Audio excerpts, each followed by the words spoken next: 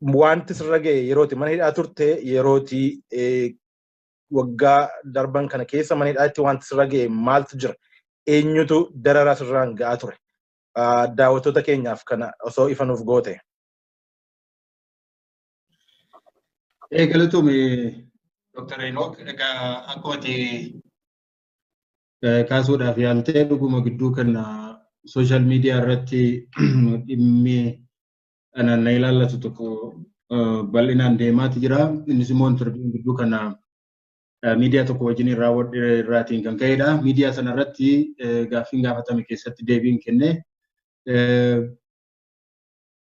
Anaan wal qabatee waa'ee wayyaanee wanti odeeffamu anaa fi wayyaanee wal qabsiisee wanti odeeffamu wanti baay'een soba akka isaan ta'anidha kanaan achirratti dubbachuu kanan yaale. Kanas immoo waa lamaadhaaf hin jedha. Tokkoffaa wayyaaneen hiitee qabdee reebdee fanniftee akkas gootee sun Oromoota biroo hedduu irra ga'eera. Hidhuun sirriidha, reebuun sirriidha, namoota biroo irratti darara ga'uun amma miila kutuu irra ga'uun sirriidha. Namoonni achi buuteen isaanii dhabames hedduutu jiru. Oromoon rakkoo hagan hin jedhamne keessa tureera. Ani garuu yeroo 7 yookaan yeroo 8 kanan hidhame yoo ta'u yeroo tokko iyyuu taanaan rukuttaan qaama koorra narra hin geenye. Namni na rukute hin jiru, namni na darare hin jiru, namni na salphise hin jiru, namni na fannise hin jiru. Garuu immoo anarra hin geenye jechuun Oromoota biroorra hin geenye jechuun miti. Sababii irra gahaa tureefis manuma hidhaa keessa turre keessatti iyyuu isaaniin kanarraa baraaruudhaaf jecha yoo nurra ga'uudhaaf baatayyuu namootaan maqaa isaanii waamee wajjineen nyaata lagannee laguu goonee guyyaa 3-4 bullee akka wanni kun irraa dhaabbatu taasifnee jirra. Halkaniin nama waamanii reebuun dararuun akka irraawwanne akka inni dhaabbatu gooneeti jirra kan jedhudha kan kaase. Tokko kanadha. Achirratti sirriitti lafa kaa'eeran garaagarummaan isaa anarra hin geenye jechuun namoota biroorra hin geenye jechuu miti. Ani garuu Rabbi eegumsa naa godheera wanta narra hin gahin immoo narra gaheera jedhee dubbachuun sirrii miti, dhugaa miti. Utuu dhugaa qabnu dhugaa keenyaaf soba keenya waliin maknee haasawuun sirrii miti. Waan nurra gaheera waan nurra hin gahin immoo nurra hin geenye kan jedhudha kanan ifatti kaa'e jechuudha. Lammaffaa immoo kanan hin ibsin hafe yeroo baay'ee miidiyaalee fi namoonni mootummaarra jiran aangawoonni mootummaa kan isaan anaan wal qabsiisanii dubbatan Maqaleetti deddeebi'uudhaan aangawoota achi jiranii wajjiniin haasa'uudhaan shira xaxuudhaan maal godhuudhaan waan akkana kanaa hojjeta kan jedhu. Kunis sobadha. Mootummaa tokkoon miti nama tokkoon iyyuu ati sobduudha jechuun yakka akka inni ta'e nan beeka. Garuu sobduudha jarri kun. Ammas deebi'ee jechuun nan danda'a sobduudha. Anaan namni nan rukun namni nan tuqu. Namoota biroorra immoo dararaan gahuusaa sirriidha. Namoonni miilli isaanii ciite akka jiran quba nan qaba. Akka lamaan keessaniyyuu akkuma isin quba qabdanii Washington DC'tti mana hidhaatii bahee yeroo jalqabaatiif achitti affeeramee oosaa irratti international conference sana irratti gaafan dubbadhu Kaffaloo Tafarraa miilli isaa kan ciite ta'uusaa yeroo jalqabaatiif addunyaatti kan ibsa aanadha. Garuu har'a kan isaan fakkeessanii abalufaa akka waan miilli isaanii hin cinneetti, abalufaa akka hin dararamneetti, abalufaa akka hin duunee rakkoon tokkoyyuu nurra hin geenye jedhee dubbate jedhaniitu maqaa namaa xurii itti dibuuti barbaada. Lammaffaa akkuma nama isiniidhaaf kaasuudhaaf yaale Maqalee ani yeroo tokko dhaqeera. Ganama dhaqee waaree booda galgalan mondee beekan hin bulleleeti jechuudha. Kanan affeerame dhaqee yuunivarsiitii na affeere yuunivarsiitii keessatti leeksharii godheetan deebi'eetan gala. Kana kun utuu kanaan jiru garuu olollee gasiitii deemu akka waan achitti deddeebi'aa akka jiru asiitii Maqalee akka itti deeman hin beekama har'a. Maaliin deema yoo jedhametti xayyaara qofaadhaan deemama. Xayyaara immoo filaayitiin isaa eenyufaa guyyaa akkamii sa'aatii akkamiitti akka balali'an dookumentiin isaa jira jechuudha. Kanaatiif kana eenyuyyuu dhiyeessuu hin danda'u.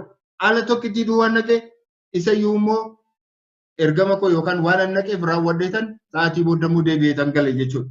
Garuu isaan akka maalii taasa'u akka waan inni yeroo hundumaa achirratti deddeebi'ee isaanii wajjiniin akka naasaa gochaa jirutti. Utuu natti tolee, utuu nan danda'a ta'e, utuu geejjiba isaa nan danda'a ta'e, utuu isaanii wajjiniin deddeebi'uutu haasa'e gaarii ture. Maaliif nuyi kaayyoon keenya akka saba Oromoottis haa ta'u akka dhaaba siyaasaa tokkotti nama tokko ofirraa fageessu diinonfachuu osoo hin taane ofitti dhiyeessu wajjiniin haasa'u rakkoon yoo jiraate immoo mariidhaan hiikutti amanna malee namoota qabsoo keenya irrattis haa ta'u bilisummaa keenya irrattis haa ta'u akka inni diina ta'u gochuu hin barbaannu jechuudha. Ofii isaaniiti waa'ee obbolummaa labsu, waa'ee tokkummaa labsu, waa'ee jaalalaa labsu. Garuu namni gara biraan immoo yooti dubbifte immoo maaliif dubbifte, maaliif jaallatte, maaliif waliin haasofte, maaliif wajjiniin hiriirte jedhaniitu immoo dubbatu jechuudha. Kanaaf waan isaan anaa fi wayyaanee walitti qabsiisanii haasawaan hundumtu sobadha kanan jedheef kanaafidha. Har'as kanuma jedhaan sobadha har'as ta'ee jennaan jechuu godhu. Waa'een an deddeebi'uu koo achitti deddeebi'uu kootti sobadha. Lammaffaa immoo waanan darara narra ga'ee wal qabsiisee dubbadhes immoo sobadha jechuudha. Asirratti otoo dubbiin dheeressini hidhaa yeroo hedduu hidhameeran akka kan Habashaatti jalqabee 1984 jalqabee Dambidollootti hidhamuu jalqabe. Yeroo jalqabaatti Dambidollootti kan na hidhe eenyudha yoo jenne OPDOdha. Gaafa sana kan biirootti na waame, kan mana hidhaatti na erge, kan fuudhee na geesse, mana hidhaa keessa kan na kaa'e TPLF otoo hin taane OPDOdha. Nama sana har'as maqaa isaa dha'uu nan danda'a barbaachisaa yoo ta'etti. Achii booda amma fedhan eegan hidhaniin booda gannu lakkisan. Eegasii immoo haroo sabbuu yookaan Alam Tafariittis immoo yeroo lammataatiif deebi'een hidhame. Gaafa sanas kan na hidhe eenyudha? OPDOdha ammas kan na hidhe jechuudha. Amma fedhan eegan hidhaniin booda uummatatti nu dhiyeessanii namichi kun homaa nu goone jedhee uummati amma nuuf gada lakkifamu jennaan ganna lakkisan. Guyyaa tokko immoo lama na bulchanii amma immoo deebisanii achii fuudhaniitu lafa namni hin agarre laga ceesisanii kaampii waraanaa keessatti immoo deebisanii na hidhan. Ammas kan kana godhe OPDOdhuma. Isaan booda immoo maaltu ta'e? Eegan Adaamaa eegatiin gara Adaamaatti jijjiiramaan eegan dhufee booda immoo Adaamaadhaa barattoonni maaliif teessoon caffee Oromiyaa maaliifiti Finfinneeti gara Adaamaatti maaliif jijjiiramaa jedhanii barattoonni kolleejjii keenya baratan fincila tokko yeroo isaan kaasan nuunnu qoratanii isintu kana goosisa jedhanii kolleejjii sanaatti nama 19 nu ari'an. Gaafa sana kan nu qorate OPDOdha Oromoodha. Kan achii nu ari'e diiniin xalaa nu kennee nu ari'e Oromoodha. Ari'amuu qofa immoo miti. Eessallee deemnee akka nuyi hojii hin arganneetiif kan xalaa barreesse Oromoodha OPDOdha. Eega dhannee iddoo biraan rakkannee dandhee hojii eega arganneen booda ji'a 2-3 eega hojjenneen booda mindaan keenya utuu nuun kaffalamin akka hojiirraa akka isaan nu ari'an kan nu taasise OPDOdha. Kana tokkoon isaanii namoota lubbuudhaan jiranidha. Maqaa dha'uun hin danda'amu. Ammoonaa nama guddaa fakkaatanii kan Oromoof dubbatan fakkaatanii sabboonaa fakkaatanii nama biyyaaf dubbatu fakkaatanii aangoo qabatanii har'allee namoota aangoo irra jiranidha jechuudha. Isaan booda yeroo lammataatiif yeroo ni hidhamu, yeroo jalqabaatiif yeroo ni hidhamu, kan dhufee mana koo kan itti agarsiise, kan dhufee na fuudhe OPDOdha ammas Oromoodha jechuudha. Anaan eega na hidhaniin booda immoo ijoolleen koo akka isaan rakkataniif, akka isaan nyaatanii hin bulleef, akka isaan hiyyoomaniif jecha kan haadha manaa koo hojii irraatii kan ari'e OPDOdha. Har'as jiru lubbuudhaan jiru jarreen kun. Har'a nama fakkaatanii, dhugaa fakkaatanii, nama sabaaf haasa'u fakkaatanii yeroo isaan deebisanii nama immoo nama qulqulluu fuudhanii yeroo isaan diina gochuu yeroo isaan yaadanii baay'ee namatti dhaga'ama. Eega hidhamneen booda ishee haadha manaa kootis eega hojii irraatii ari'aniin booda deebi'ee gaafan hojiitti immoo gaafan deebi'u yeroo lammataaf ammas kan na hiisisu OPDOdha. Kun hundumtuu tokkoon kan taa'edha jechuudha.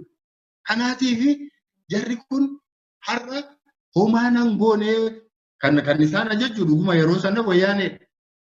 Ajajamuun isaanii sirriidha jedhee yaadu. Akka har'a deebisanii Oromootti morman, Oromootti falman kan gaafa sana wayyaanee jala dhaabbachuu maaliif danda'an? Maaliif dadhaban? Har'a ofii isaanii qulqulluu godhanii gaafa sana ashkarii ta'anii jara gugguufanii saba isaanii miidhaa turanii saba isaanii saamaa turanii saamsisaa turanii ajjeesaa turanii hidhaa turanii har'a immoo deebisanii namoota hidhamaa turre namoota kaleessa dararamaa turre namoota sana hundumtuu nama kana hundumaa fuudhanii cuubamaa gochuu barbaada. Wanta nama gaddisiisu tokko isinitti himuudhaaf hamma irraatti kan namatti himin isinitti himuu barbaadu tokko yoo jiraate haroo sabbuu keessa gaaf tokko itoo mana hidhaa keessa jiru namoota mana hidhaa sana keessa jiran hunduma isaanii hin baasanii mana hidhaa sana keessaa. Kana qofaa koo na hambisan. Halkan qofaa koo na hambisan. Halkan dhukaasni tokko ka'e. Gaafa dhukaasni ka'u halkan keessaati gara sa'aatii 8 ta'a. Sa'aatii 8tti dhufanii kottu naan jedhan. Kottu jedhanii jennaan ani mana hidhaa gara biraatti na geessuun se'e. Jennaan waan ani irra ceessu gasaa koo fudhadhee ba'u jennaan dhiisisa maal goota naan jedhan. Na fuudhanii ba'aniitu bakka tokkotti na geessan. Ajajaa isaanii biratti na geessan. Ajajaa isaan gaafa sana biratti na geessan hamba har'a hin yoonaan jedhan maqaa isaa himuu nan danda'a. Eenyu akka inni ta'e. Opiidiyoon namichi kun irras lubbuudhaan jira. Isatti na geessan. Isatti gaafa na geessan maaliif fiddanii jedhe namichi dhugaatii dhugee rafeera guyyaan isaa ayyaana ture. Maaliif fiddan namicha kana jennaan kunoo abaabootu dhufee addanaati dhukaasa nutti banee mana hidhaa cabsee baasisuudhaaf jedhee jennaan finnee dhufnee jedhan. Maaliif gara koo fiduree jedheen situ ajajatti kenna kaa eessatti akka geessinu nutti mii maal akka goonu nutti mii jedhan. Jennaan maal jedha anaan maal gaafa ture jedheen achi kun achi gadi baaftanii akka gootan hin gootaniidhaan jedheen. Maal jetteedhaan ammas achi gadi baasaatii akka beektan godhaa jedheen. Jennaan na fuudhanii ba'an. Inni tokko na dura deema lama sadii immoo na booddee deemu baatirii qabanii deemu. Halkan sa'aatii 8tti. Sa'aatii 8tti na fuudhanii ka'anii hamma sa'aatii 10tti caakkaa keessa na deemsisan. Caakkaa tokko keessa na deemsisanii dhaqanii taa'e naan jedhan. Jilbeenfadhu naan jedhan. Caakkaa keessa jechuudha. Kana waraanni inni kana godhusu opiidiyoodha. Inni ajajeessu opiidiyoodha. Har'a nama lubbuudhaan jiru jechuudha. Jennaan taa'e naan jedhan narraa siqanii baatirii natti qabanii inni tokko wanna natti qabeera natti qiyyaafateera. Booddee achi keessaatii inni tokko baheetu sila warri achi keessa duraan wayi tokko sakatta'a wayiif warri ba'an duraan dhukaasi waan tureef dhukaasa sanaaf jecha maal dhukaasi sun maalirraa akka madde maal akka ka'e isa adda baasuudhaaf namoota ba'antu jiru. Isaan ba'anii maal goota maal gochaa jirta jedhanii gaafatan. Jennaan jaalabalutu tarkaanfii fudhadhu nuun jennaan finnee dhufne jedhan. Tarkaanfii maalii jedhee gaafateen maal hin beekan itti geessinee jennaan achitti gadi baasaatii dhimma itti godhaa nuun jedhee jedhan. Jennaan maaliif akkas gootu jennaan abaa'ootu dhufee baasuudhaaf jedhee jennaan sababii kanaaf kana goonaa jennaan. Abaa'oo maaliitu baasa? Namichi dhukaasni itti baname qotee bulaadha. Karaa mana hidhaa kana tunni darbaa jiru halkan tunni darbaa jiru dhaabbadhu jennaan dhaabbachuu dide. Dhaabbachuu didee sodaatee yeroo akkas fiiguu isatti dhukaasan achi keessaa bahee fiigeetti dhukaasan. Dhukaasni suni gaafa sana ayyaana ture taaddisoo jedhu isaanii taaddisoo isaanii irra ture hundumtuu machaa'eera hundumtuu dhukaasa gallakkise jechuudha. Sababii kanarraan kan ka'e namicha sana qotee bulaa sana qabataniiru isaan. Booddee lakki namicha qotee bulaa sana nuti qabanneerra namicha dhukaasni irratti baname nuti qabanneerra nama nagaan ajjeesinaa jedhanii. Jennaan halkanii na fuudhanii kaanii sa'aatii 3 eegana naannessanii booda sa'aatii 11tti fidanii deebisanii mana hidhaatti na galchan. Kana hundumaa kan gochaa ture. Nan dararre jechuun danda'u. Opiidiyoon nan dararre jechuun danda'u. Yookaanis wayyaaneen nan dararru jechuun danda'u. Sirna isaati kanan gaafatu. Sirna kana hunduma haa ta'u enneetti dhiifne. Mana hidhaa keessatti maal akka ta'aa turre mana hidhaa keessatti mana kutaa tokko keessatti mana dukkanaa keessatti halkaniif guyyaan isaa hin beekamne keessatti sa'aatiin isaa ajaan isaa nama hin ciibsine keessatti yeroo meeqa akka hidhame natu beeku. Kana hunduma dararaan narra hin geenye jechuu hin danda'u. Garuu wantu darbeera. Kana hundumaa keessaa akka waan cubbuu hin qabneetti cubbamoonni harki isaanii dhiigaan guutu. Akkamitti waa'ee namaa haasa'uu danda'u. Mooraalii maaliin nama dura dhaabbatanii waa'ee Oromummaa haasa'uu danda'u.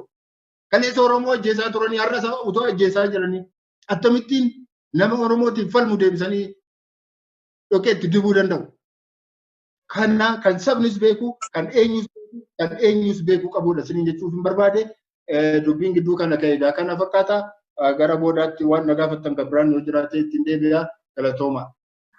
Galatoomii obbo Baqqee gara Profeesar Isqeel Gabbisaatti gaafan deemu roorroo fi dararaa fi ajjechaa waggaa 27 darbe keessatti qabatamaadhaan maal akka fakkaatu akka dhuunfaattis naannoo isaas namoota jiran irratti kan isa waliin hidhaman ilaalchisee waan irra ga'e obbo Baqqalee Garbaa waan inni dubbate waan inni ragaa ba'e dhageessee jirta. Gareen local collaborators yookaan immoo mootummaa TPLF-dhaan geggeeffamu mootummaa abbaa irra yeroo sana waliin ta'ee aangoo naannoo Oromiyaa irratti qabatee uummata Oromoo dararaa ture waggaa 27 darbe har'a immoo sirna bulchiinsaa yookaan sirna siyaasaa yeroo ammaa jiru kana keessatti muummicha ministeeraa Dr. Abiy Ahmediin kan geggeeffamu keessatti ga'een yeroo namoota waggaa 27 darbanii wayyaanee waliin turanii amma ga'een isaanii maali? Aangoon harka TPLF yookaan immoo harka TPLF gara harka warra OPDOtti dhufee ammas dararuma sana keessa jiru jetteeti kan ati ilaaltu maan gama kanaan xiinxalanii ati qabdu? Rakkoo keessa akka jirru akka ummataatti akkuma biyyaattis rakkoo gurguddaa keessa akka jirru beekamaadha.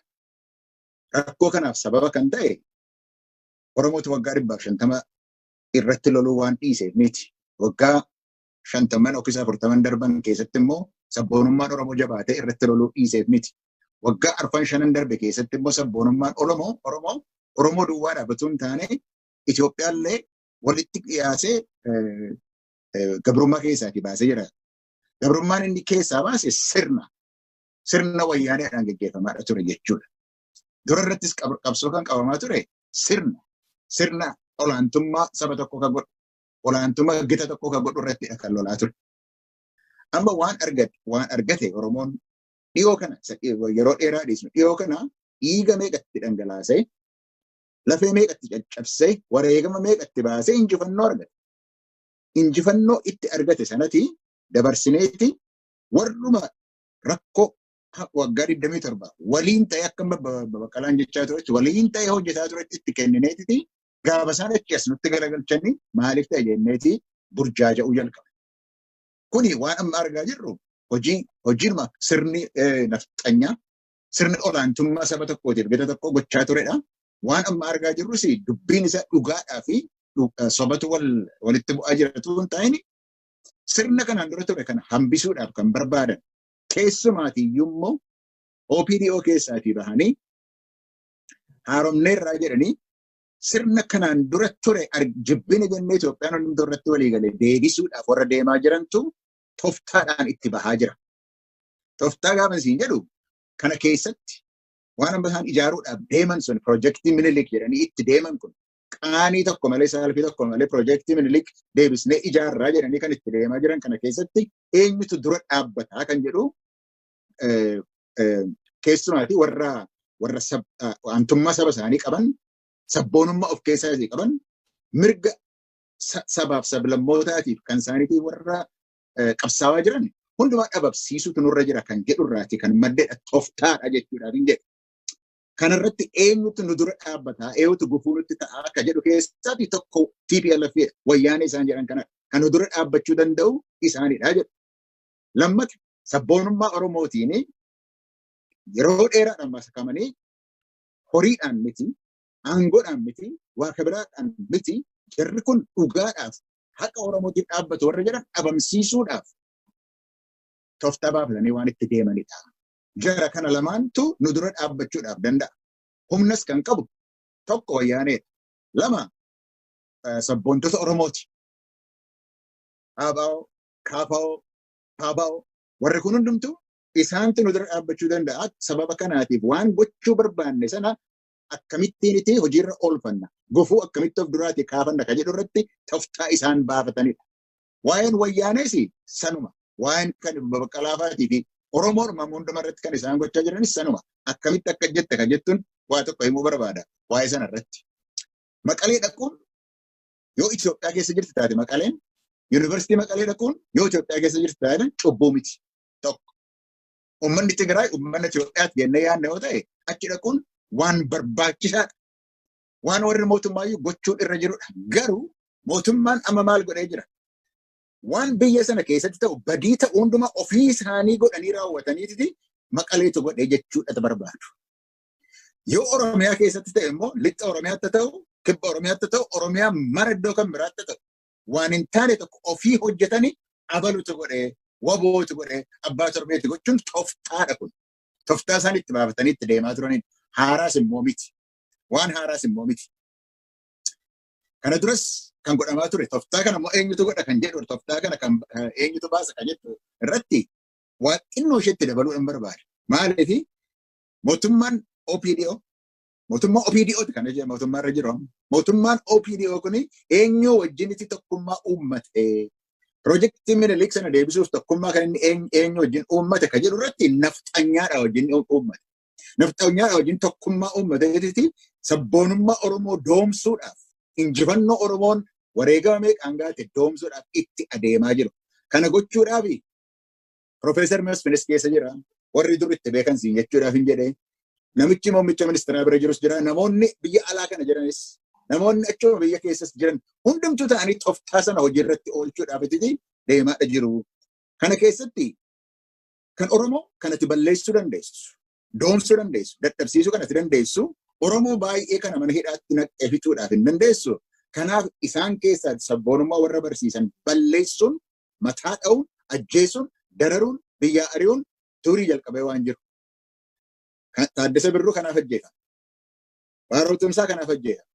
Maamma Mazammir kanaaf ajjeefama. Abubakar Muusaa kanaaf ajjeefama. Mukee Abduu kanaaf ajjeefama. Warra qaroo, warra fedhii uummata Oromoo dubbatanii uummata Oromoos kakaasuu danda'an kan jiru irraa dhoofna jechuun turis kan turedha.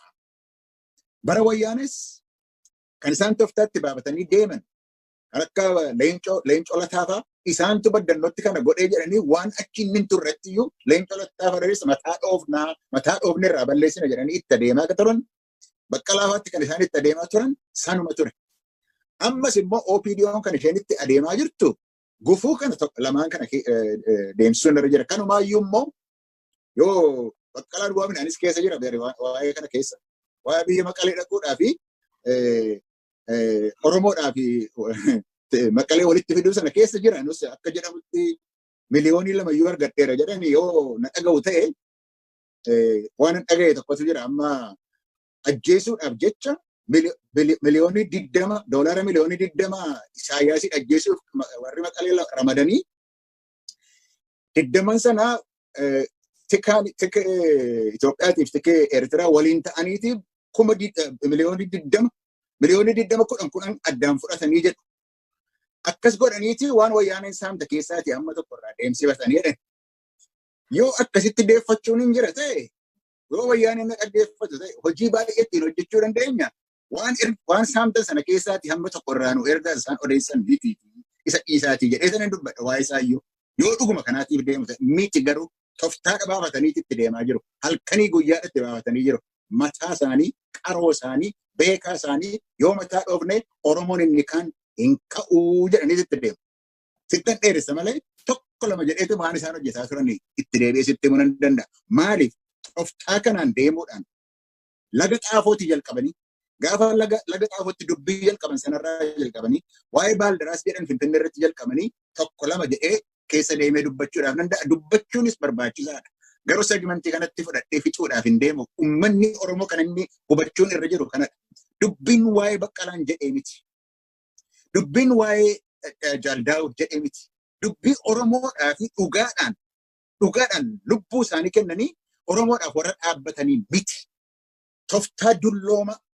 Tooftaa dullooma bara nafxanyaati jalqabee jirutu nafxanyummaa deebisuudhaa fi waan itti deeman tooftaadhaan itti deemaa jiru malee kan kana gochaa ture OPDO akka ta'e innumtuu dubbateeti jira miti. OPDO'n waan haaromte hin qabdu. Waan haaromtus hin qabdu. Maqaa jijjiirratan biltsiginnaa ofiin jedhan maaloo jedhanii nama haaraa miti isaan. Dhugaa dubbachuuf warra gadhee warra qabsoo Oromoo dhiyoo kana keessatti hamtuu badduu jedhamtee dhiibamtee yaatellee itti deeffatanii waan kaleessa hojjetaa turan qaroomina waan itti qaban beekumsa irratti qaban amma hojiirra oolchaadha kan isaan jiran. Kun tooftaa ta'uusaa uummanni Oromoo hubachuutu irra jira. Kana malees waan itti deemnu jira. Maaliif tooftaa isaanii gadi baasnee yemmuutu irra jira. Ammaaf kanuma irratti dhaaba garuu dhimma kana irratti maal akka isaan gochaa jiran itti deemnee dubbachuu qabna jedheetiin yaada.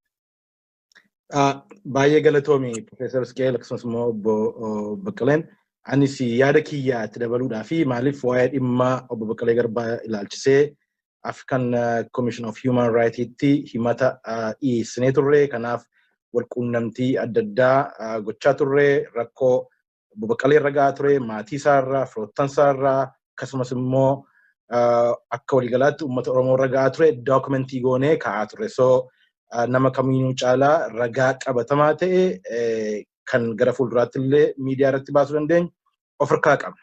Sun akkuma jirutti ta'ee wanti uummanni Oromoo baruun qabu tokkoffaa warri har'aa obbo Baqqalaadhaa fi hooggantoota siyaasaa Oromoo adda addaa wanajjalan wayyaanee waliin dubbattan yookaan immoo Maqalee deemtan yookaan immoo wayyaaneen itoo akkas miila murtuu harka murtuu wayyaanee bilisa baasuu barbaadan jedhanii warri gama mootummaatiin propagaandaa akkasii gaggeessan tokkoffaa muummicha ministeeraa irraa kaanee hisaaba haa waraarradnu. Hisaaba haa waraarraduun baay'ee barbaachisaadha. Yeroo obbo Baqqalaa faan mana hidhaa turan, yeroo isaan mana hidhaatti dararamaa turan, muummichi ministeeraa har'aa tika mootummaa keessaa insaa keessaa dalaga yookaan immoo qaama olaanaa mootummaa keessa jira. Warra yeroo sana obbo Baqqalaa faarra dhiibbaa geessaa ture waliin locally collaborate kan gochaa ture warra yeroo ammaa aangoo qabatee jiru. Akki uummanni Oromoo baruu qabu kan barbaadamu perpetrators yookaan immoo kanneen collaborate godhanii dhiibbaaf miidhaa Oromoo irraa qaqqabsiisaa turan waggaa 27 dura har'as kan qaqqabsiisaa jiran kanneen jaarmaya Opiidiyoo jedhamu amma immoo gara paartii adda biraa bilisiginnaatti of jijjiiruudhaan jaakeettii jijjiiruudhaan maqaa jijjiiramaatiin yookaan immoo jijjiirama kan hundi keenya abdii irra kaa'annee gargaarree uummanni kun abdii demokraasii akka arguuf kan isaan jijjiirama kana fuudhanii gar tokkotti gara nafxanyaatti geessanii galchanii biraa deebi'anii jechuudha. So dhugaan jirtu bara wayyaanee dararaan Oromoo irra qaqqabaa ture harka wayyaanee qofaan hin turre. Warra dhaada UO yookaan warra Opiidiyootti locally collaborate godhee har'allee qaqqabsiisaa jira. Tokko lammaffaa gocha suukkanneessaa wayyaaneen uummata Oromoo irratti hin yaalle kan mootummaan kun yaale uummanni Oromoo seenaaf kan baruu qabu. Naannoo Wallaggaatti Gidaamiidhaaf Begiitti helikoophteraan jalqabaaf helikoophteraan kan obboloota isaa mootummaa kan wayyaaneen yeroo sana helikoophteraan Oromoo hin rukunne. Kun ragaadhaaf kan lafa kaa'amee jiru. Inni gara biraan qabsoon Oromoo, qabsoon abbaa biyyummaa, akkasumas immoo qabsoon abbaa mirgaa Oromoon kaasaa jiru kan diinagdee, kan siyaasaa, kan hawaasummaa waggaa 120 oliif kan sirni nafxanyaa gama Minilikiin lafaaf biyya Oromiyaa yookaan immoo biyya lafa uummata Oromoo qabatee saame har'a paartii gara biraadhaan mishinii yookaan immoo galma sana bakkaan geessuudhaaf waajjira muummicha ministeeraa yookaan immoo beete mangistii keessa birrii miliyoona meeqa itti ba'ee siidaan Minilik dhaabbataa. Siidaan abbaa jaarraa yookaan siidaan waaqoo guutuu yookaan siidaan baarootumsaa eessa akka jiru iyyuu haalaan kan hin beekamne diina Oromoo kan ta'e har'a garuu kabajaan kennameefi baajatni mootummaatti ba'ee Minilikii fi Haayile Sillaaseen kan uummata Oromoo harkaaf harma muraa ture har'a simboolii yookaan immoo fakkeenya biyyattii ta'ee masaraa mootummaa keessa taa'a. Kun madaa uummata Oromoo kan waggaa 120 kaasee dhufe haga har'aatti muka itti tuquudhaan horfuu ta'a. So as deebi'anii yaalii obbo Baqqalaan isa ta'u gama keetiinis Profeesar Siqeel Gabbisaan nagaaf tasgabbiin biyya kanatti fuudhaaf reconciliationiin barbaachisaadha. Warreen kanaan dura uummata kanas miidhaa turan even warra Opiidiyoo iyyuu dabalatee chaaptara yookaan boqonnaa haaraa eegaluudhaaf mariin barbaachisaadha jedhee namoota yaada marii dhiibaa ture gara fuulduraatti geessaa ture dubbii fi propagaandaa itti geggeessuun sirna yeroo ammaa itti hooggantoota Oromoo maqaa bal'eessuudhaan irratti hundaa'e ta'uusaa beekamuun barbaachisaa nutti fakkaata. So kanaaf walumaa galatti dhugaansaa obbo Baqqalee Garbaa fi Oromoon martiyyuu kanaan duras dararamaa ture har'as dararamaa jira Oromoon bifa adda biraadhaan maqaa adda biraadhaan.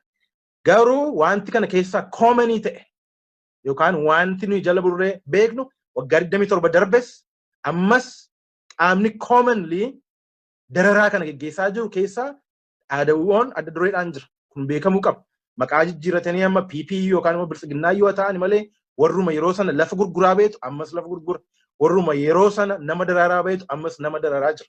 So uummanni Oromoo kana beekuun barbaachisaadha jechuuf kaasne ajandaa lammaffaatti ceenu. Ajandaan lammaffaan qabsoon uummata Oromoo akkasumas immoo qabsoon sabaaf sablammii biyya sanaa keessatti yeroo ammaa rakkoo hedduu yookaan rakkoo cimaan akka qunnamaa jiru. Maaliif bara mootummaa EPRDF yoo filannoo sobaayyuu haa ta'u malee filannoon ni jira ture. Amma biyya filannoon hin jirre keessadha kan jiraachaa jirru. Biyya dictatorshipiin officially declared ta'e keessadha. So gama kanaan daawwattoota keenya kan akkasuma beeksistan kan barbaachisu qabsoo Oromoo uummata Oromoo keessatti yookaan immoo qabsoo sabaaf sablammii walqixxummaa dimokiraasii biyya sanaa keessatti strateejii yookaan tarsiimoon hariiroo qaamolee adda addaa yookaan immoo political force adda addaa waliin uumuu maal fakkaata jechuun kiyya uummanni Oromoo permanent enemy yookaan immoo permanent friend qabaayi or qaamni siyaasaa yookaan humni siyaasaa kamiyyuu hariiroo siyaasaa gaafa uumu strategically haga galma bakka barbaade ga'uudhaaf tarsiimoof adeemsisaa maal fakkaata. Kana maaliif isinii kaasee akkuma isin beektan Maqalee deemtanii obbo Baqqalaa Garbaa Maqalee Yuunivarsiitii waan waa'ee language irratti present goote qofaaf Maqalee dhaquun akka yakkaatti ilaalame. Profeesar Qasqeel Gabbisaas akkuma kana. So uummanni Oromoo uummata Tigraay waliin yookaan immoo aangawoota TPLF waliin haasa'uun maaliif yakka ta'e wanjala ta'e muummichi ministeeraa immoo pirezidaantii Eertiraa isa obbo Isaayyaas Afwerqii waliin haasa'uun yakka miti. Pirezidaantii Isaayyaas Afwerqii jechuun nama 100 ol lola Itiyoo Eertiraa keessatti kan fixedha. So diinni sana caalus hin jiru. Kan akkamittiin ilaaltan hariiroo siyaasaa yookaan political relationship uumuu irratti tarsiimoof teeknikiin uummanni Oromoo hubachuu qabu baruu qabu maal fakkaata? Obbo Baqqalaa Garbaarraan eegala. Otoo sakana hin xiqqoo waan hafte duraarraatiin wanta tokkotti ida'ee darbuu barbaada. Akka nama siyaasaatti ani waan darbe waan baay'ee irratti xiyyeeffachuu hin barbaadu. Fakkeenyaatiif gaaffiin tokko yeroo naaf dhiyaatu ani wayyaaniin akka gootee Minilii akkas godhee OPDO'n akka nu godhee jechuu hin barbaadu. Sirni sun garuu akka inni nutti deebi'ee nutti dhufuu hin barbaadu. Sababiin isaa yoo irraa waa baranne yoo ta'e malee ilmaan keenya irraati waa barsiifne yoo ta'e malee seenaa keessatti immoo akka inni baramu taasifne yoo ta'e malee waan sana irratti yeroo gubuun barbaachisaa miti jedhee sababiin amanuufidha jechuudha. Namoota ammaa irraa aangoorra jiran kan wayita mana hidhaa keessattuu hiriyoonni keenya nu wajjin mana hidhaa turan baay'een isaanii hin beeku. Hundumti keenya kan mana hidhaa keessatti namni waaqa kadhata yeroo baay'ee inni dur waaqa hin beeknes waaqa bara waaqa waa tokko kadhanna turre rabbi keenya hundumti keenya afaan beeknu jechuudha. Namuma gaarii namuma biyya kana boqochiisu namuma saba kana xinnoo boqochiisu nuun kennitu yaa rabbi yaa waaqa jennee kadhanna. Gaafa jijjiiramni kun dhufee jennee gaafa abdannu keessumaayyuu akka Oromootti namoonni akka Dr. Abiy faa namoota akka Lammaa Magarsaa faa yeroo isaan gara aangootti ol dhufanii ani otomaatikali keessumaati haasaa gaafa jalqabaa Dr. Abiy godhe dhaggeeffadhe kadhannaan kanaan dura rabbi duratti dhiyeeffachaa ture yaadadhe rabbi kadhaama qosa gaafa sanaa duraa sana nuuf kennee nama gaarii nuuf kennee jedhee yaadatu. Maatii koo wajjiniin utuu nafin namoota beekuu wajjiniin utuu nafin namoota siyaasa xiinxalan hundumaa wajjiniin utuu hin nafin waa'ee isaa falmaan ture. Namichi kun nama gaarii gartuun kun gartuu gaarii ijoollee abbaa gadaati akkuma amma jedhamu kan ijoollee abbaa gadaati. Isaaniin hin amannu taanaan eenyuun amannare waa'ee kaleessaa dhiisaa waan isaan nu gochaa turan sila isinitti meera. kan nu ajjeesu OPDO. Garuu akka kan iyyuu ta'ee of jijjiirreerra. Nuyi ammaan booda waa'ee saba kanaa isa kanaan dura miine amma immoo deebifnee beenyaasaa kaffallaa fi gaarii goonee bulchinee isin tarkaanfachiifne gara fuulduraatti isin ceesisnee gaafa isaan nuun jedhan garraamummaa Oromootiin tole jennee fudhanna. Irratti duuluun barbaadna. Hamaa isaanii dubbachuun barbaadna. Yeroo namni waa'ee isaanii kaasu iyyuu lakkisaa jara kana hin amaninaa yeroo inni jedhu iyyuu falmaa fi turre jechuudha. Kanaaf ammayyuu isaanii maqaa dha'uu barbaannee miti. Garuu tuttuqanii cubbuu isaanii galeessaa sana akka nuyi dubbannu gochaa jiru. Utuu immoo seenaa gaarii qabaatanii seera qulqulluu qabaatan illee gaarii ture. Garuu yeroo isaan naqanii isa kaleessa hojjetan iyyuu miti. Isa kaleessaa dhiifnee irraa fi nuti. Kan Minilik gara kootiin jechuudha. Kan Minilik waa'ee isaa haasa'uun barbaadu darbeera. Kan Wayyaanees haasa'uun barbaadu darbeera. Kan OPDO'n na gootes OPDO'n kana na goote jedhee dubbachuun barbaadu dhiisneera. Garuu ammoo booda waan gaarii nu hojjedhaa. Kallattii gaariirra nu deemsisaa. Kan nu jennudha kan nuti eegu.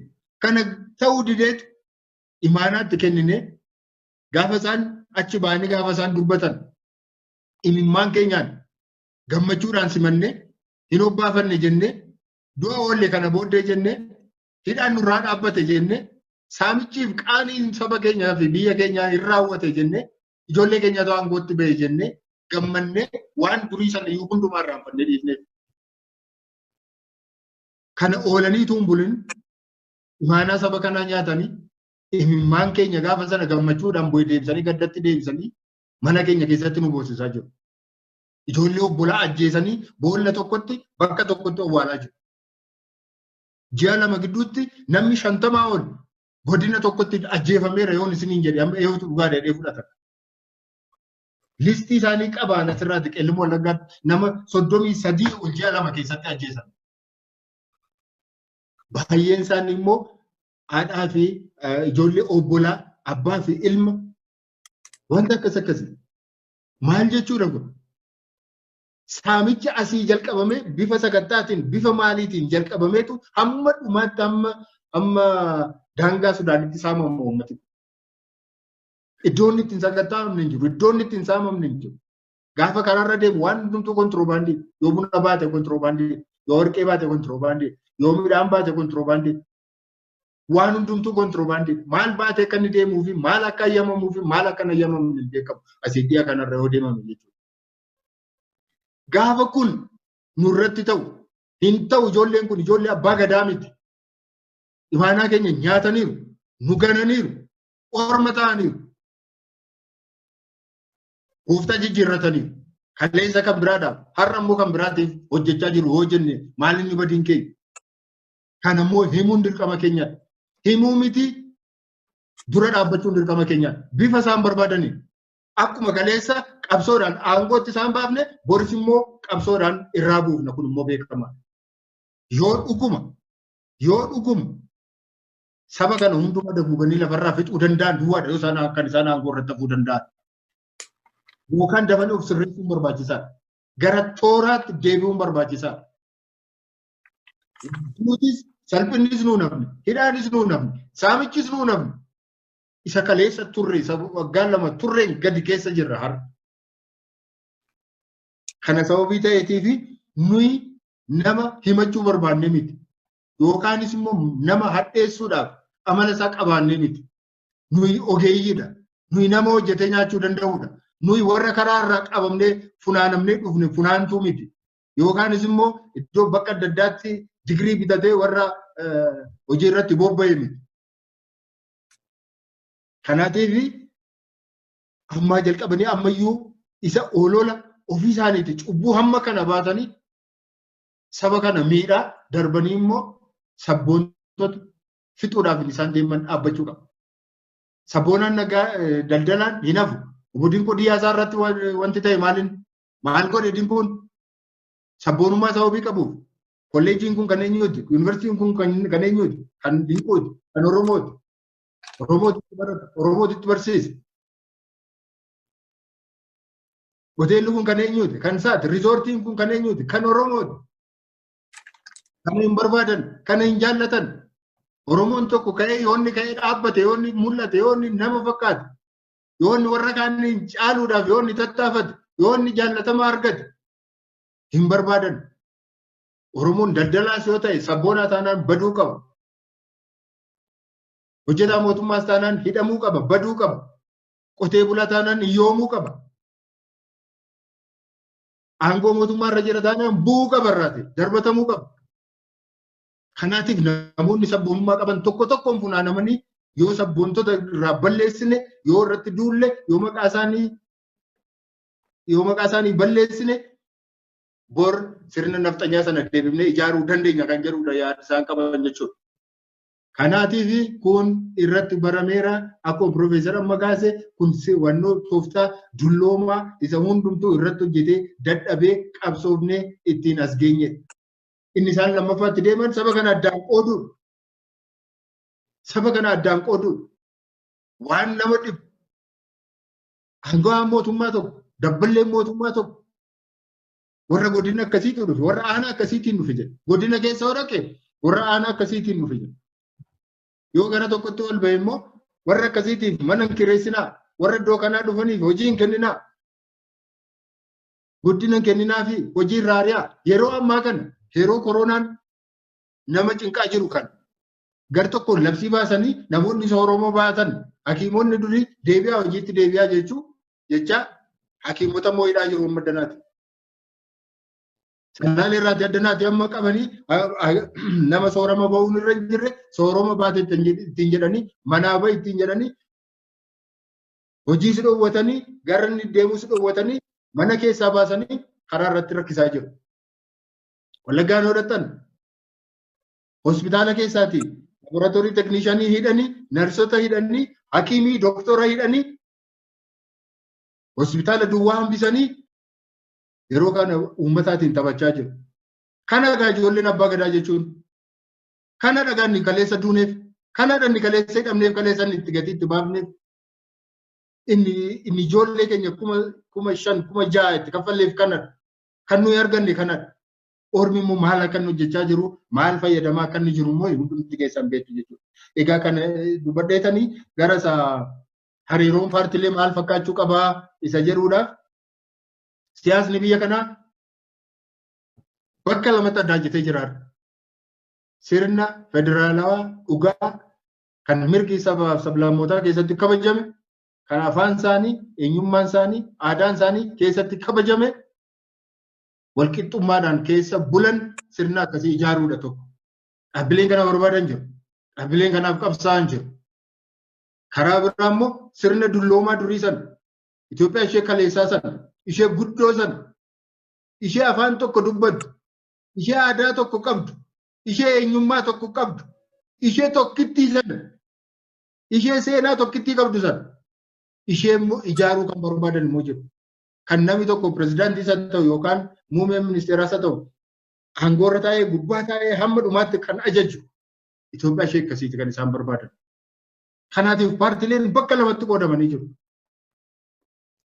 Kanaaf hariiroon keenya kan ta'uu qabu abalu maal ture kana ta'e miti. Har'a federaalizimii sabdaneessaa dhaabbilee ijaaruu barbaadan isaanii wajjiniin hiriiruun barbaachisaadha. Eenyuun yoo ta'u isaaniin walitti qabanii waliin deemuun barbaachisaadha. Warra immoo afaan tokkicha dubbanna biyyi kun yoo akkas taate malee afaan tokko yoo dubbatte malee tokkoon ta'uu hin dandeessu diigamuu isheeti. Waa'ee sabummaa yoo kaafata ta'e ati dhiphoodhaa ati biyya diidda.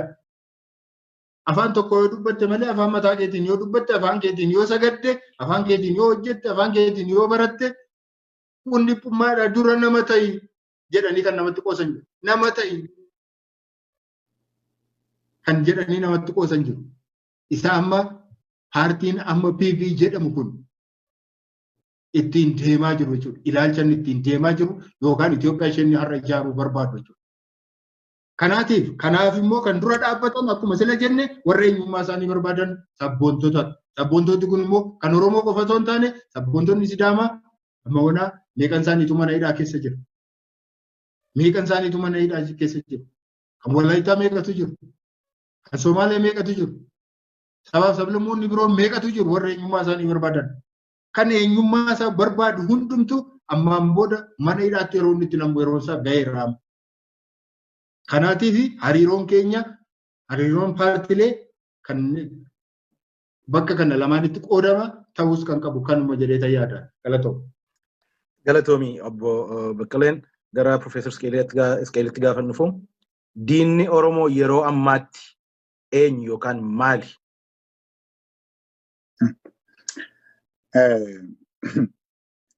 Diinni Oromoo isuma kaleessa turetu diina Oromooti. Jechuun Oromoon hawwiidha qaba. Hawwiinsa immoo yeroo yerootti qulqullaa'ee maal ta'u akka ta'u iddoo adda addaatii humnootni adda addaa walitti fidanii yeroo keessa amma gadi bahee mul'ateera. Dura fakkeenyaaf Oromoon bilisummaa barbaada jechaa turre mini bilisummaan sun hiika maalii akka qabu amma bahee mul'ateera. Gaaffii Oromoon tokko ta'e Dambidoolloodhaati amma Dirreedaawaatti Walloodhaa amma Salaaleetti tokko ta'e gaaffiin inni gaafatu ifaadha. Ifaa ta'uu isaa duwwaa mini Oromoonis akka uummataatti yaada kana jalatti gaaffilee kana jalatti hiriireeti jira. Akkas jechuun bilisummaa qabaanne jechuun Oromoon kan inni jechaa jiru anis qooda qabaadhee ofiin of bulchee akka lammii biyyaatti eenyummaa kootti boonee bu'aa qabeenyi uumamaa naa kenne fudhadheetan qabaadheetan qooda keessaa fudhadheen jiraadha kan jedhu ifaa ta'ee gadi baheera kanuma waanuma uummanni cunqurfamee addunyaa maraa irratti gaafatutti gaafatu Oromoon. Inni hin ta'uu kan jedhutu duris kun ta'u Oromoon akka uummataattis uummatayyuu ta'uu irra hin jiru. Oromoo ta'uuyyuu irra hin jiru. Qabeenya isaatti abbaa ta'uun irra hin jiru. Ofiin of bulchuudhaafuu hin danda'u sababa kanaaf nuti bulchuutu nurra jira. Kana waaqatu nutti ajaje jedhanii durumas akkasuma ture. Bara Haayile Sillaasees akkasuma ture. Bara Dargiis akkasuma ture. Ammas bifa geeddarateen dhufeet jira. Amma yeroo haasofnu gaafeetti sila gaafette tokko akkam goonee tooftaa qopheeffannaa jette. Akkam goonee tooftaa akka qopheeffannu gaafeeti amma ati na gaafatte irratti rarra. Diinni eenyu jette gaafeeti gaafatte sanaaf karoora akka uummataatti ati qabdu akka uummataatti tokko jalatti taate keessatti isa sirraatii saamuudhaaf kan itti qophaa'ee tooftaatti baafatee tarsiimotti baafatee itti adeemu sanatu diina keeti. Amma waa'ee gara booddeetti ilaaluu miti gaafa Minilik project gaafa jennu waa'ee gara booddee ilaaluu miti waa'ee seenaa miti waa'ee Minilik waan godhee miti anatu jedhe miti. Muummicha ministeeraa kan gorsitu Daani'el Kibretitu hojii nuyi amma hojjetaa jirru projektii Minilik hojiirra oolchuudhaa jedhe kana hubadhaa. Projektii Minilikidha malee Minilikii jechuu miti dara. Projektiitu jira gaafa Minilik ka jalqabeetiti isa iddootti deebisnaa jechaa jira. Kuni wanta onirra jiru waan ati jette duwwaa miti. Kana duwwaa miti. Injifannoo Oromoon argate. Injifannoo Oromoon argate irraa mulqaasanii fudhachuudhaaf. Waan nama siin jedhe Oromoon illee akka Oromootu jiraachuun irra hin jiru ka jedhan.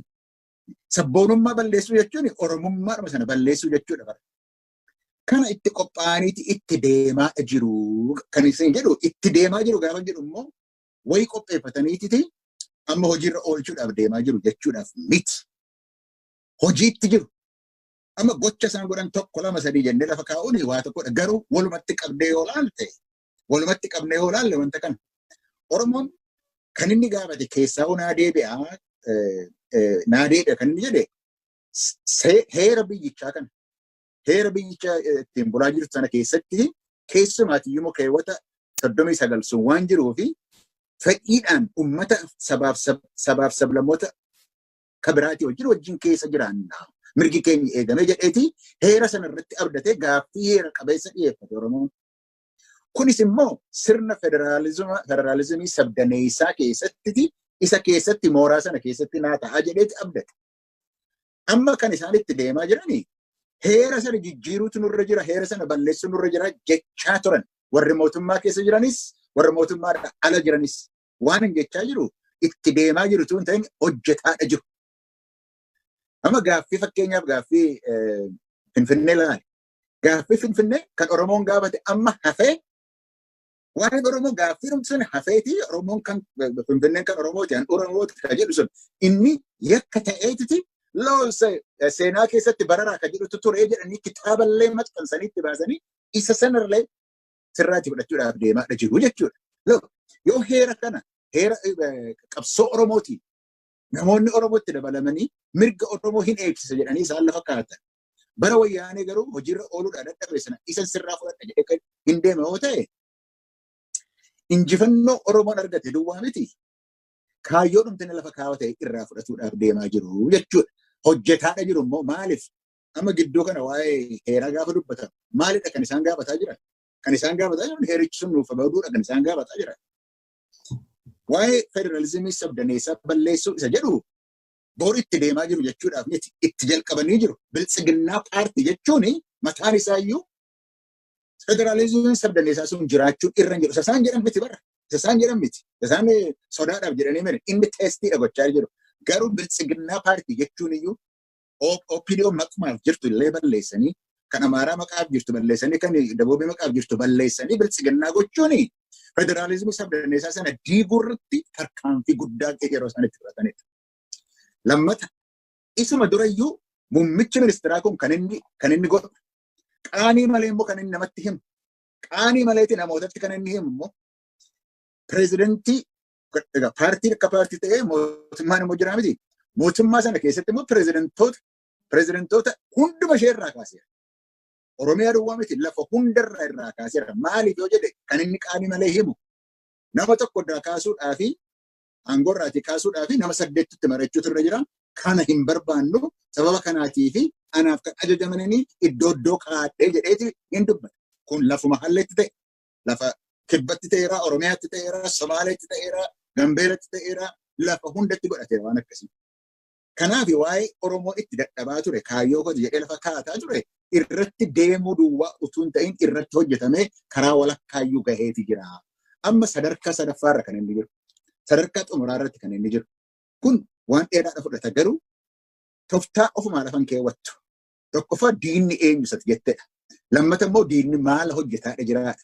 Sadaffaan immoo diinni maal hojjetuudhaaf deemaa akka jedhu irratti kan ilaallatu irra jiru. Isa irratti itti qophaa'us irra jiru. Waan Obbo Baqqalaan jedhe tokko xinnootti dabala yeroo waan hin qabneef malee waan Oromootti himamuun irra jirudha kun. Toftaadha gaafa isin jedhu toftaa sana kan hojjetantu jira. Muummicha ministeeraa wajjin ta'anii Finfinneedha jalqabanii hamma Waashintan DC hamma Ameerikaanitti hamma Los Aanjelesitti walitti hidhanii kan hojjetaa jirantu jira. Kan hojjetanii kanatu hojjetamuutu irra jira jedhantu jira. Ka duriitii isin jedha malee akka haaraatti dhufee jira amma gaafa laga xaafoo irratti manatti diigame jedhan gaafa sana jalqaba. Toftaan isaas Oromoodhaaf kan hin hojjeta jedhan sabboonummaa qabu warra jedhan hunda maqaa adda addaa itti kennanii tapha ala gochuun hojii isaaniiti. Durissaa nama ture amma immoo akka haaraatti itti deemaa jiru. Garuu kana hubatu. Kanarratti Oromootti ani gadi fageessee itti himuu san barbaada waa'ee kanarratti. Gaafa laga xaafoo sanarratti muummichi ministeeraa ani keessaan qabu kan itti gaafatamu Lammaa Magarsaati. Kan maqaan bade laakunoon namoota keenya akka godhe jedhee Lammaa Magarsaa irratti kan isaanii maqa balleessii kana duulatti jalqaban gaafa sana. Eenyutu jalqabe? Kan jalqabu muummicha ministeeraati. Ani keessaa kan qabu isadha. Kan inni itti yaasu immoo kan inni itti yaasee arrabsiisu immoo maqaa duulatti godhu immoo namootuma isaa wajjin hojjetan gaafa sana jalqaba. Obbo Dr. Warqinaa Gabayyoo hin deemaa gara mootummoota gamtootanii deema hojii achi argateedhan isa duuba immoo deebi'aniiti warra Waashintan keessa jiran kana keessaati katabsiisaniitti xalayaa itti ergisiisanii nama poolisii ta'e ajjeesaa turedha achi dhaquudhaaf hin danda'u jedhanii hojii keessaa kan baasan gaafa san isaanumatu hojjeta toftaadha bara. Gaafa Lammaa Magarsaa kan isaan kana godhan immoo wayiifi Oromoon maal jedha? Oromoon ummatichii fi hoggansi isaa maal hojjetaa jira? Hoggansi isaati hariiroo maalii qabaa? Isati fattashuutu nurra jira. Isa test gochuun nurra jira. Hammam akka inni cimaa jira jedhaniiti kan isaan itti deemsisan. So gaafa Lammaatti itti qabatamu homaa hin jennu. Gaafa Warqinaan irraa ka'u namni dubbate hin jiru. Gaafa Xaayibaan irraa ka'u namni waa jedhe hin jiru. Gaafa Lammaan seera malee Lammaa Magarsaa seera malee naannoo Oromiyaa pireezidantummaa irraatii ka'u namni waa jedhe hin jiru. Kan akka jedhe immoo eenyu? irraa ka'utu irra jira kan jedhu. Warruma gaafa sana jalqabe issu tsara amaaraa noo amaaraan battane noo koyyee faccee akka hin dabarre kan godhe isa jedhaniititi irraa kaasisan. Waan Oromoodhaaf ta'u gatii hojjete hojii sabboonumaa gatii hojjetettiti kun yakkadha jedhame. Kun yakkadha jedhame gaafa irraa ka'u Oromoon hin kaane gaafa sana. Tole jedhan isaan hin ka'u Oromoon kun jedhan. Gaafa inni VOA irratti dubbate ani biltsiginnaa keessa hin qabu. Ani dimaddamarii kanas ittiin amanu. Ani Oromoo uummata kooti wajjin mari'adha gaafa jedhe namni Oromoo keessaati dhugaa jette jedhee ka'ee hin jiru isuma ilaallatu isaan. Amma dhiyoo kana immoo kunis himamuutu irra jira. Nama Araarsaa Magarsaa jedhan kanaan dura naannoo jalduutti bahe kanaan dura ijoollee Oromoo ajjeesuudhaan 8 ta'u 12 ajjeesuma sababii maqaan itti dhaame hojiirra kan ari'ametu amma poolisii komishiinarii ta'eeti deebi'ee dhufee jira. Maaliif? Ajjechaa waan itti beekuuf ammas ajjechaan gaafa barbaachisutti isatu itti naa bahaa jedhameeti. Namicha sanas hojiirra gaafa dhufu laal waggaa 150